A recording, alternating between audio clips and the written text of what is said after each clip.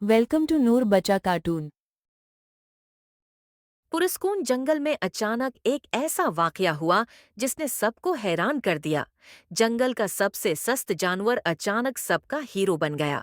बैनी एक छोटा सा सफेद खरगोश था जिसके लंबे कान और सारा दिन बड़े दरख्तों के साए में सोने का शौक था। वो कभी खेलों में हिस्सा नहीं लेता, न किसी काम में मदद करता और सिर्फ उस वक्त हरकत करता जब भूख लगती। बाकी जानवर अक्सर हंसते और कहते, बेनी जिंदगी में कभी कुछ नहीं करेगा। लेकिन बेनी को कोई परवाह नहीं थी, या कम इस कम उसे लगता था कि परवाह नहीं।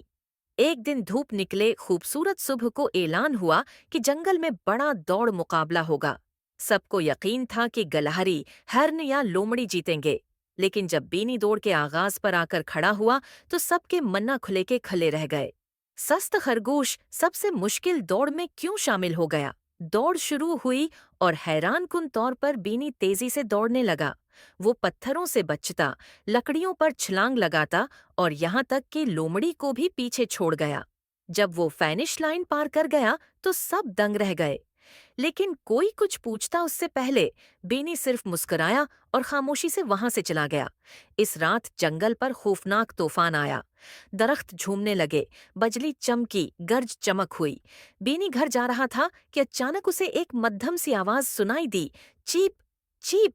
वो आवाज के पीछे गया और देखा कि एक नन्हा परिंदा बारिश में एक पतली शाख पर फंसा हुआ कांप रहा है। बैनी ने फौरन चढ़कर उसे आहिस्ता से पकड़ा और एक बड़े खशक पत्ते के नीचे महफूज जगह पर पहुंचा दिया।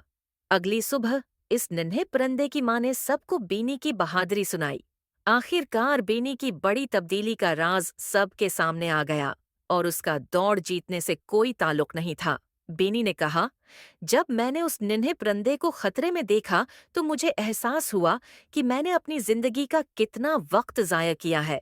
जिंदगी सारा दिन सोने का नाम नहीं, दूसरों की मदद करने और उनके लिए कुछ करने का नाम है।